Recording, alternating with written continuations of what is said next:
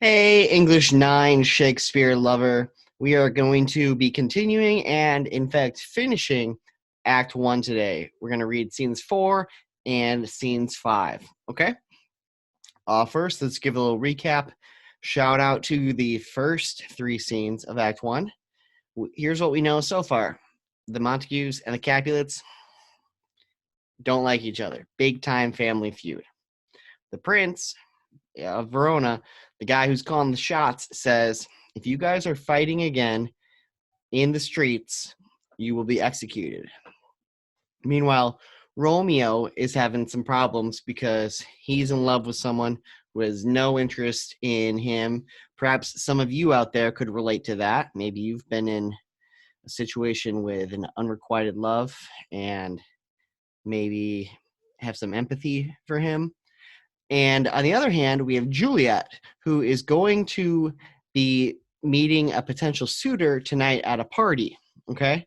You remember that guy's name is Paris, and he's a relative of the prince, and he wants to marry Juliet, even though they haven't met yet in some sort of arranged marriage situation. Okay. So Capulet has thrown a party. Romeo is going to crash it in hopes of seeing his the object of his affection, Rosaline, and Juliet is going to be there looking for Paris. Okay, so here we are in Act 1, Scene 4, where we have Romeo, Mercutio, Benvolio, and a few more of their friends. It says 5 or 6 other maskers. Okay, these are not the coronavirus masks. These would be masks that cover their face as though they're going to a masquerade party. Okay, so that'll help them with their quest to sneak in. All right. We already know Romeo. We already know Benvolio, Romeo's cousin. He's a good dude, trying to be his wingman of sorts. And then we have Mercutio is a new character in this scene. Mercutio is also related to the prince, and he is one of Romeo's very best friends. So he's not really involved in the feud, but he is friends with Romeo. So here we go. Let's read it. Enjoy. All right. Romeo. Mercutio, Benvolio, the maskers are bringing torches and they're heading to the party. All right. What shall this speech be spoke for our excuse, or shall we on without an apology? The date is out of such prolixity. We'll have no Cupid hoodwinked with a scarf, bearing a Tartar's painted bow a laugh, scaring the ladies like a crow keeper, nor no without book prologue, faintly spoke, after the prompter for our entrance, but let them measure us by what they will. We'll measure them a measure and be gone. Give me a torch, for I am not for this ambling. Being but heavy, I will bear the light. Nay, gentle Romeo, we must have you dance. Not I, believe me. You have dancing souls with nimble souls. I have a soul of lead, so stakes me to the ground I cannot move. You are a lover, borrow Cupid's wings, and soar with them above a common bound. I am too sore and pierced with this shaft, to soar with his light feathers, and so bound I cannot bound a pitch above dull woe. Under love's heavy burden do I sink. Okay, so while my next page is loading, let's talk about that a little bit. They're talking about going to the party, and Romeo is basically saying, all right, guys, when we get there, you guys can just go dance. I'll just sulk in the corner and hold the torch because I'm so down. I have a soul of lead. I cannot dance. He's very clearly upset, and it's making it very obvious to the audience that he is very emotional about this whole crush, not feeling the same way thing, and that is what's going on with him. His boys, Benvolio and Mercutio, are trying to cheer him up a little bit, saying, no, you must dance. You must have a good time. All right, let's continue. And to sink in it, should you burthen love, too great oppression for a tender thing. Is love a tender thing? It is too rough, too rude, too boisterous, and it pricks like thorn. If love be rough with you, be rough with love. Prick love for pricking, and you beat love down. Give me a case to put my visage in, a visor for a visor. What care I? What curious eye doth coat deformities? Here are the beetle brows shall blush for me. Come, knock and enter, and no sooner in, but every man betake him to his legs. A torch for me, let wanton light of heart tickle the senseless rushes with their heels. For I am proverbed with the grandsire phrase, I'll be a candle holder and look on. The game was never so fair, and I am done. Tut, done's the mouse, the constable's own word. If thou art done, we'll draw thee from the mire, or save reverence, love, wherein thou stickest, up to the ears. Come, we burn daylight. Ho! Nay, that's not so. I mean, sir, in delay, we waste our lights in vain, like lights by day. Take our good meaning, for our judgment sits 5 times in that air once are in our fine wits. Okay, so again, they're going to the party. Romeo's being kind of a drag. We can see already that Mercutio is a lively character. Perhaps I'm not bringing that to life enough, but he gets some of the most animated and witty lines in the play. So he is a funny character. He's trying to lighten Romeo's mood, and they're still just going to the party. All right. And we mean well going to this mask, but 'tis no wit to go. Why, may one ask? I dreamt a dream tonight, and so did I. Well, what was yours? That dreamers often lie. In bed asleep they do dream things true. Oh, then, I see, Queen Mob hath been with you. Queen Mob? What's she? She is the fairy's midwife, and she comes in shape no bigger than an agate stone, on the forefinger of an alderman, drawn with a team of little atomi, over men's noses as they lie asleep. Her wagon spokes made of long spinner's legs, the cover of the wings of grasshoppers, her traces of the smallest spider's web, her collars of the moonshine's watery beams, her whip of cricket's bone, the lash of film, her wagoner a small gray-coated gnat, not half so big as a round little worm, pricked from the lazy finger of a maid. Her chariot is an empty hazelnut, made by the joiner's squirrel of an old grub. Time out a mind the fairies' coachmakers, and in this state she gallops night by night, through lovers' brains, and then they dream of love. On courtiers' knees that dream on curtsies straight, or lawyers' fingers who straight dream on fees, or ladies' lips who straight on kisses dream, who oft the angry mad with blisters plagues, because their breaths with sweetmeats tainted are. Sometimes she gallops o'er a courtier's nose, and then dreams he of smelling out a suit, and sometime comes with the tithy pig's tail, tickling a parson's nose as he lies asleep. Then he dreams of another benefice. Sometimes she driveth o'er a soldier's neck, and then dreams he of cutting foreign throats, of breeches ambuscados, Spanish blades, of healths 5 fathom deep, and then anon, drums in his ear, at which he starts and wakes, and being thus frightened, swears a prayer or two, and sleeps again. This is that very mob that plaits the manes of horses in the night, and bakes the elf-locks in foul sluttish hairs, which once untangled much misfortune bodes. This is the hag, when maids lie on their backs, that presses them and learns them first to bear, making them women of good carriage. This is she. Peace, peace, Mercutio, peace. Thou talkest of nothing. True, I talk of dreams, which are the children of an idle brain, begot of nothing but vain fantasy, which is as thin of substance as the air, and more inconstant than the wind, who woos even now the frozen bosom of the north, and being angered puffs away from thence, turning his face to the dew-dropping south. Okay, we're almost done here, then we'll do a little quick recap. This wind you talk of blows us from ourselves. Supper is done, and we shall come too late. I fear too early, for my mind misgives, some consequence yet hanging in the stars. Shall bitterly begin his fearful date, with this night's revels, and expire the term of a despised life closed in my breast, by some vile forfeit of untimely death. But he that hath the steerage of my course, direct my sail on lusty gentlemen. Strike, drum. And then they all exit. Okay, let's talk about a few things here. All right, shall we? All right, so they're on their way to their party. And then Romeo has this important line. He says, "We mean well going to this masquerade party. We mean well, but 'tis no wit to go. Like, it's not smart of us. This is not a good decision." Okay. Mercutio says, "Why not? It's a party. It'll be fun." And Romeo replies, "I dreamt a dream tonight."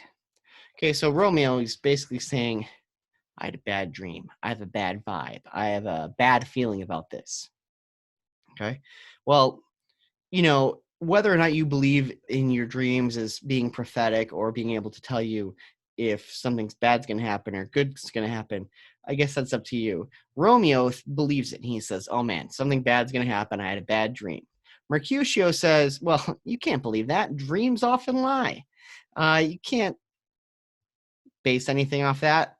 And then he goes on and on about how, "Oh, Queen Mab hath been with you."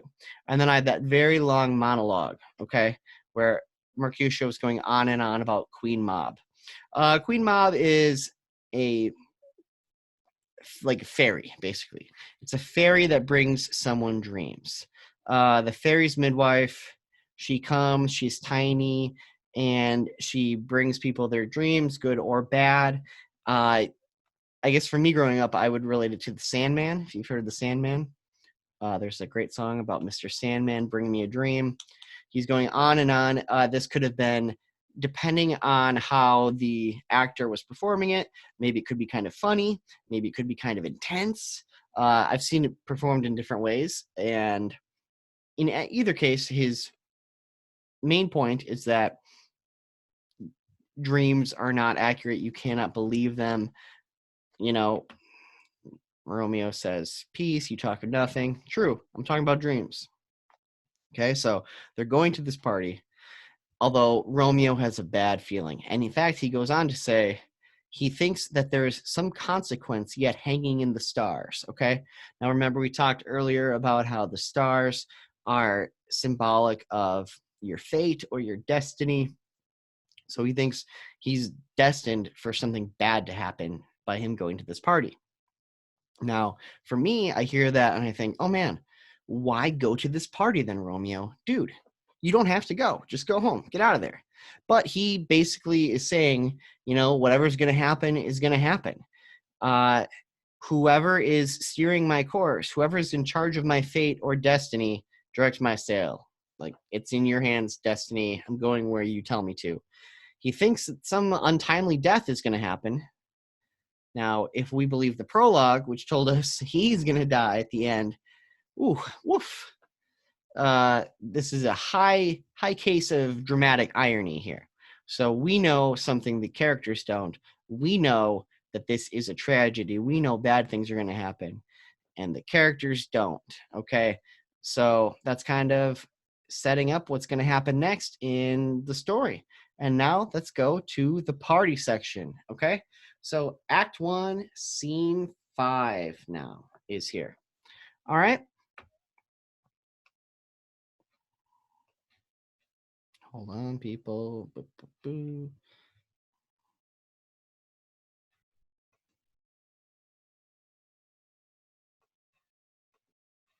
Okay, we're back. All right, so now we are finally getting to one of the best scenes in the story. At least for me, it's one of my favorites. This is where we finally will get to see Romeo and Juliet meeting. It is party time. It is going down at the Capulet Mansion, at their big estate. And this is the party that has been set up by the Capulets with the hopes of having Paris meet Juliet. All right. Little do they know that Romeo is crashing the party. Okay. So let's dive in, let's read it, and let's have some fun. Okay. All right. Peter and other serving men come forth with napkins. Where's Potpan, that he helps not to take away? He's shift a trencher, he scrape a trencher. When good manners shall lie all in one or two men's hands, and they unwashed too, 'tis a foul thing. Away with the joint stools, remove the court cupboard, look to the plate.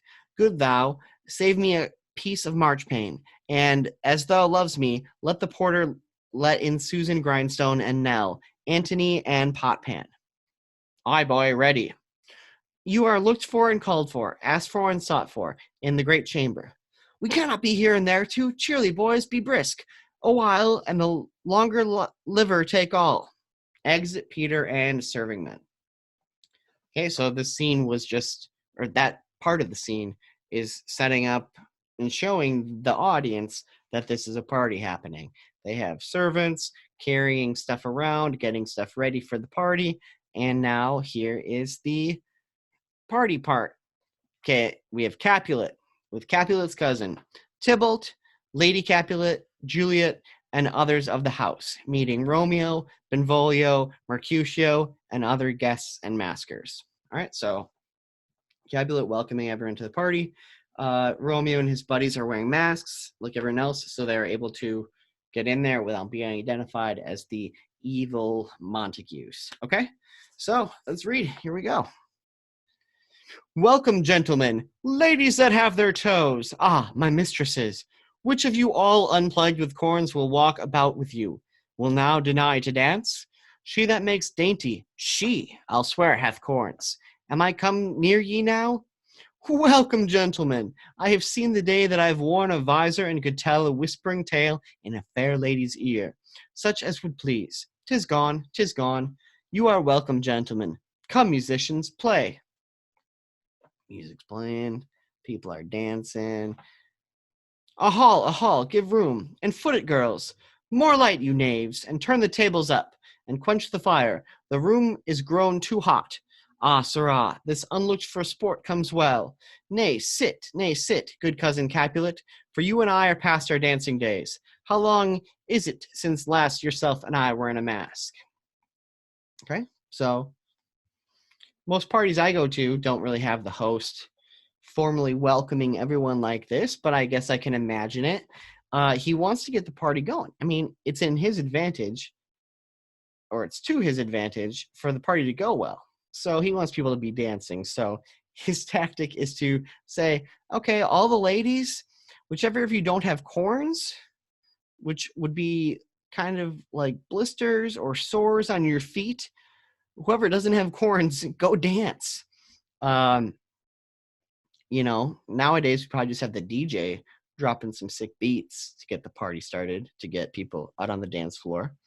But, he says, okay, if your feet are okay, go dance. And he gets the party going. Then down here, he's talking to his cousin, and he's saying, they're talking like old people often do. Oh, remember when we were young and we were dancing? How long has it been since you and I were in a mask? Okay, so Capulet's cousin says, by Our Lady, 30 years. What, man? 'Tis not so much, 'tis since the nuptials of Lucentio.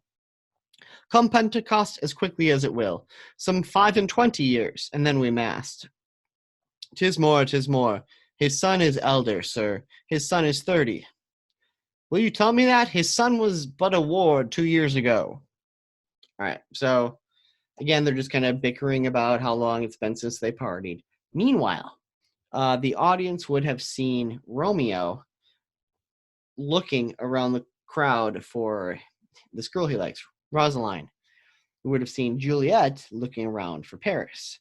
But that's not who they see. Instead, Romeo sees Juliet.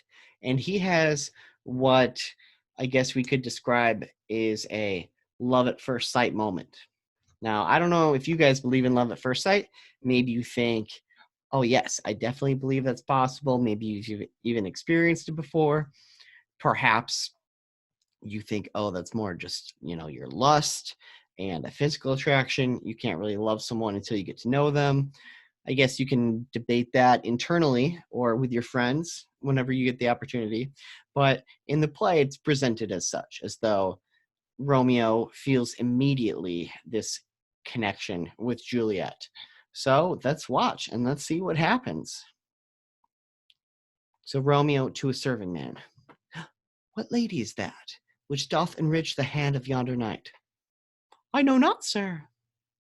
Okay, so now Romeo is having a soliloquy. A soliloquy is what you would call in a play something where a character is saying his or her thoughts out loud. Okay. Now we can't read his thoughts like you can in a book with narration. So instead, in plays, they have to say them out loud. Okay. So he's basically talking to himself. And we'll see that characters do that a lot in Shakespearean plays. Okay. So he's talking to himself and he's looking at Juliet in the distance and across the crowd at the party. Oh, she doth teach the torches to burn bright. It seems she hangs upon the cheek of night, like a rich jewel in an Ethiop's ear. Beauty too rich for use, for earth too dear. So shows a snuvy dove trooping with crows, as yonder lady o'er her fellow shows. The measure done, I'll watch her place of stand, and touching hers, make blessed my rude hand. Did my heart love till now? Forswear its sight, for I never saw true beauty till this night. Oh man. He's feeling it. He's in love. All right, so let's break this down a little bit. He says she teaches the torches to burn bright. Okay. So she is so beautiful that she is brighter and hotter than the flames, than the fiery torches. She hangs upon the cheek of night like a rich jewel. Not only is she hot like fire, she's as beautiful as an elegant jewel. Beauty too rich. He also compares her to a snowy dove, trooping with crows. So a beautiful white dove, a bunch of nasty, icky crows. Okay. Oh man, if I were able to touch her hand with my rude hand, oh, that'd be so nice.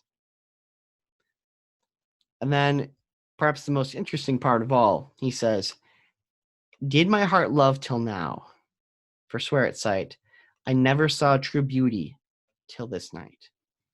Whoa, whoa, whoa. This is madness. We just spent the previous however many scenes reading Romeo be mopey and depressed about this Rosaline girl. Oh, yeah, I guess I'll just stand in the corner with my torch because I can't dance. I'm too sad. Oh, oh my gosh. Now he was crying every morning in the sycamore grove. He was crying in his bedroom. Now he's saying, oh, I never saw true beauty till tonight. Okay, so depending on your point of view, this could do multiple things. Maybe you look at it like, oh, this proves that his feelings for Juliet are real. And because he thought he was in love before, but now he's felt real love. And now he knows what it's like. Or maybe you could look at this and say, okay, clearly Romeo is not even sure what love is, and he just becomes obsessed or infatuated with whoever girl comes along that looks hottest. You might say he's not feeling love, he's feeling lust. He is just some sort of horny teenager, okay? I mean, it's up to you. I don't know. I'm just reading this along with you guys, okay? So while Romeo is seeing Juliet for the first time, he is no longer unnoticed. Tybalt, that fiery, anxious-to-fight cousin of Juliet, has now seen Romeo. He recognizes him because he's probably taken off his mask to get a better look at Juliet. Okay, so now Tybalt sees him, and Tybalt, well, I guess let's read and find out how Tybalt feels about a Montague crashing the party at the Capulet house.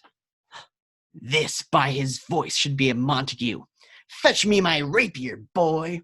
What, dares the slave come hither, covered with an antic face, to fleer and scorn at our solemnity? Now, by the stock and honor of my kin, to strike him dead, I hold it not a sin. Why, how now, kinsman? Wherefore storm you so? Uncle, 'tis a Montague, our foe, a villain that is hither come in spite, to scorn at our solemnity this night. Young Romeo, is it? 'Tis he, that villain Romeo. Okay, so you guessed it. Tybalt is PO'd, not happy, not pleased at all that Montague's there.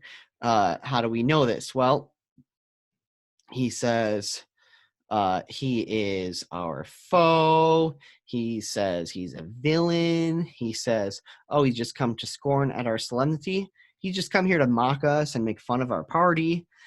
He says, I want to strike him dead. That is not a sin.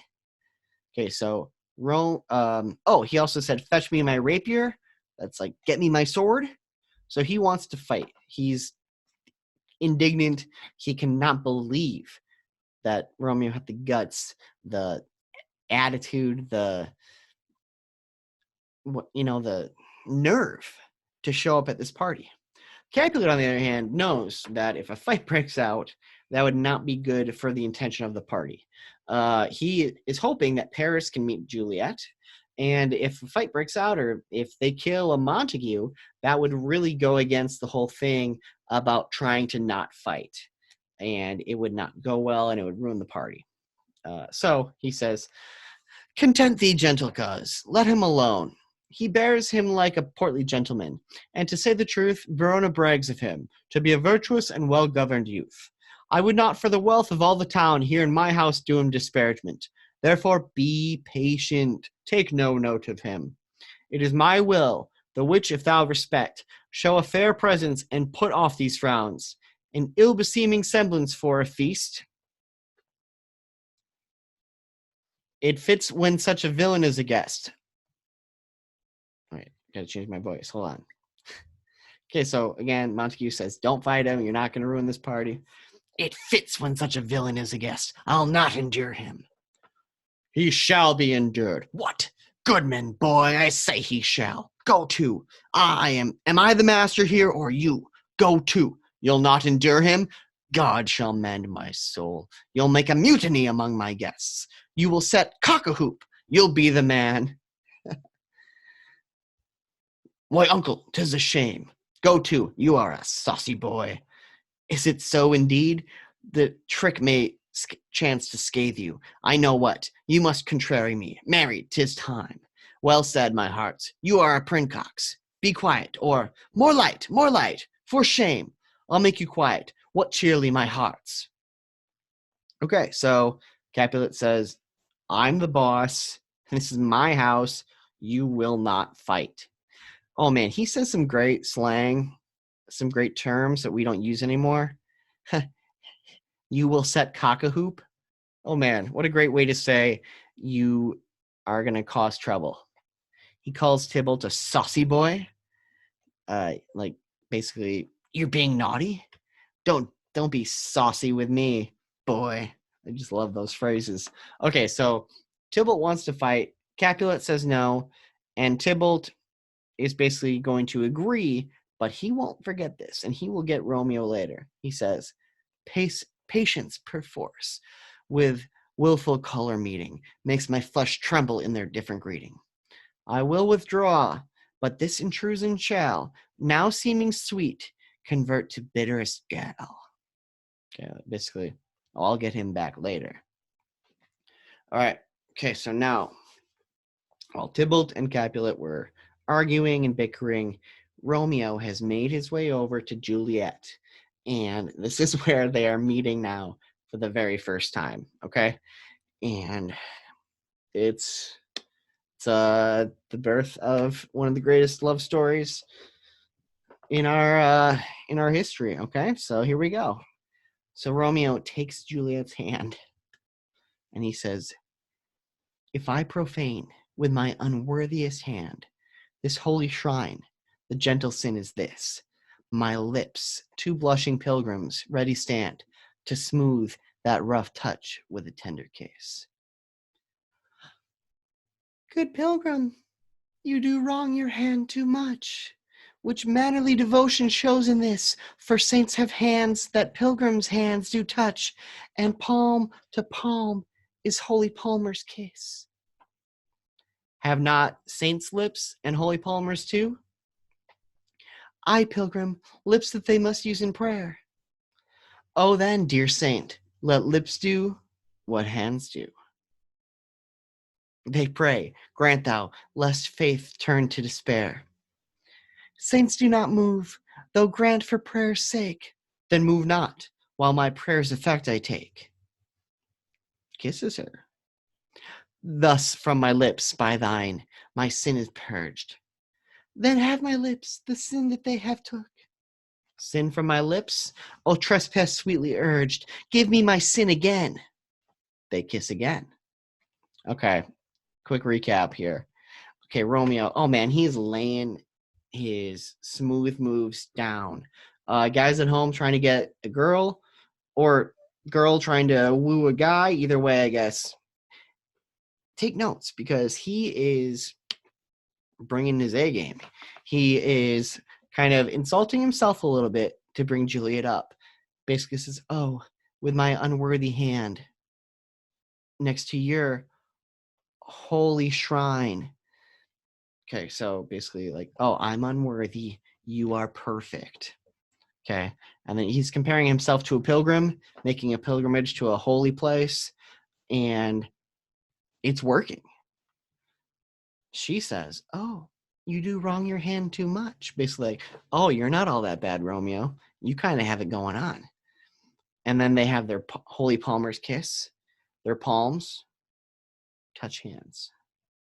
Then Romeo says, oh, let's have our lips do what our hands do. And then their lips touch. Okay, I mean, we don't need to go any further. You get it. You know what a kiss is. All right. And it's really interesting, this whole them meeting, taking turns talking. It forms a perfect sonnet, kind of symbolizing the perfection of their love. You remember sonnets from when we wrote one. Okay, they're mooching, they're flirting. It's going well. You kiss by the book. Madame, your mother craves a word with you. Juliet goes away. Now the nurse is talking to Romeo. What is her mother? Mary, bachelor. Her mother is the lady of the house, and a good lady, and a wise and virtuous. I nurse her daughter that you talked withal. I tell you, he that can lay hold of her shall have the chinks. Is she a Capulet? Oh, dear account. My life is my foe's debt. Away, begone. The sport is at the best. Aye, so I fear, the more is my unrest. Nay, gentlemen, prepare not to be gone. We have a trifling foolish banquet towards. Is it even so? Why then, I thank you all. I thank you, honest gentlemen. Good night. More torches here. Come on then, let's to bed. Ah, sirrah, by my fay, it waxes late. I'll to my rest. And everyone's leaving the party now. Okay, so what we got on this page is the big news from the nurse. Romeo finds out she is a Capulet. And he doesn't immediately show that he dislikes her because of it. Instead, he says, my life is my foe's debt. Oh, man. The girl I love is a Capulet. So basically, my happiness, my love, my life is now in the hands of my enemy. Okay, so Romeo finds out she's a Capulet, and he's still into her. Let's find out what Juliet thinks when she finds out he's a Montague. Come hither, nurse. What is yon gentleman? The son and heir of old Tiberio. What's he now that is going out of door? Marry that, I think be young Petruchio. What's he that follows here, that would not dance? I know not. Go ask his name. If he be married, my grave is like to be my wedding bed. His name is Romeo, and a Montague, the only son of your great enemy. My only love, sprung from my only hate, too early seen unknown, and known too late. Prodigious birth of love it is to me, that I must love a loathed enemy. What's this? What's this? A rhyme I learned even now, of one I danced with. Juliet! Anon, come that's away. The strangers all are gone. Exit. Okay, so that's the end of Act 1. Let's talk quickly about this page.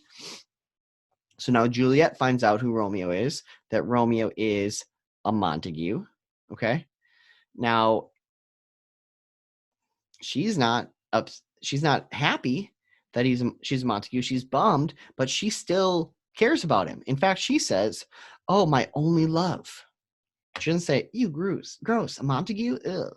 She says, "Oh man, my only love comes from my only hate. Oh, that's a bummer.